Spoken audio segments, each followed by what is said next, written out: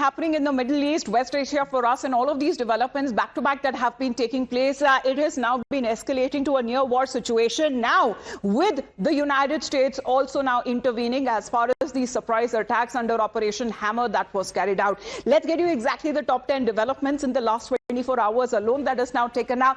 Let's first point out what the President of the United States has been saying, because he's been claiming that damage has been extensive when it comes to the 3 nuclear facilities as well, when these strikes that have now been carried out by the United States Defense Forces. And this is far below the ground level as being claimed by the President of the United States. Now, as far as the Iranian FM is also concerned, because he's now headed to Russia and in a way seems to be suggesting to call out the United States and say what is now being done by the United States is a breach of trust and a breach of international laws and conventions as well. The UN Nuke Watch body has also been taking a look as far as when it comes to the damage that has now been incurred because of these strikes. Russia, China, Pakistan, all have them been condemning these strikes that have now been carried out by the United States of America. So all of that has now been taking place, with the United States issuing a warning to Iran that if there is any retaliation to US strikes, then the damage that Iran would have to incur would be far greater. Now, what is being said on part of the developments that have now been taking place? Mr. Arasan Singh is connected with us. Dr. Richard L. Belkin, who is an author and journalist, also connected with us. Good morning to both of you. Our reporters are also joining in. My colleague Shrindra is also connected with us, and so is Priyank, who is connected with us directly from Israel.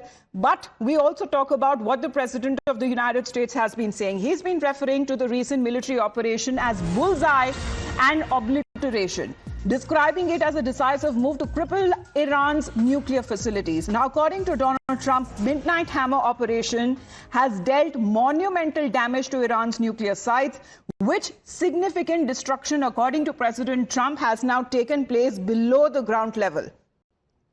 And with such strikes that has now been carried out by the United States, the B-2 stealth bombers that has now been used, as far as the Iranian nuke facilities are concerned, how they are built deep inside. This is something what is being said, that the information is something, and such kind of an action could only be taken place if the United States would have to intervene, and it did that in the last 24 hours alone, with the kind of strikes that has now been taken place and has been hugely welcomed and praised by the Prime Minister of Israel, Benjamin Netanyahu. Now, here is the claim that seems to be made by President Trump, as he's been calling it as a spectacular military operation that was carried out by the U.S. Defense Forces. Also issuing a warning saying that if there any retaliation by Iran, even if thinks of any retaliation against U.S. troops, then that would be considered as an act which would be far greater damage that Iran would have to incur. Let's put that out, what Donald Trump has to say on Truth Social, where he claims that monumental damage was done to all nuclear sites in Iran, as shown by satellite images. Obliteration is an accurate term. The white structure shown is deeply embedded into the rock, with even its roof and well below the ground level and completely shielded from flame. The biggest damage took place far below the ground level. Bullseye is being the claim that has been made by the President of the United States. Well, Arasan Singh, sir, what is your take as far as when it comes to these developments that have been taking place? Because as far as the strikes have been concerned, there have been certain reports coming in that not much damage has been done, but the US has been claiming that there has been complete obliteration of, especially when we speak of the Fordo nuclear site.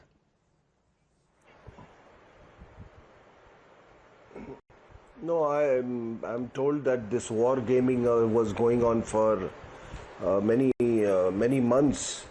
So therefore, every contingency was catered to, and it was not that they went with some kind of an inexperience. The Israelis earlier they had targeted Nasrallah, who was 20 meters deep, and that too, with a bomb which had penetration of only 2 to 3 meters, and they fired, they offloaded a series of bombs. So it's not that they have gone into completely in the dark, And remember, as far as intelligence is concerned, I mean, they had every bit of intelligence, I suppose, because the penetration is very deep. And had it not been for, the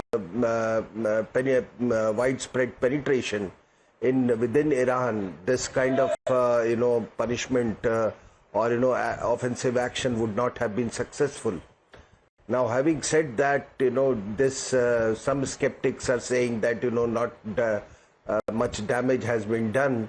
I really don't buy that theory, because when you commit so many resources flying 37,000 kilometers away from United States of America, yes. I'm talking about the B-2 bombers. Yes. Believe me, every bit of homework has been must have been done. Well, speaking specifically on these B-2 bombers, Dr. Richard, if you can, throw what your thoughts are on these B-2 bombers, which is said to be America's most advanced strategic weapon platforms that is actually capable of entering sophisticated air defenses and delivering precision strikes against hardened targets, such as the buried network, what is being said of Iran's nuclear facilities.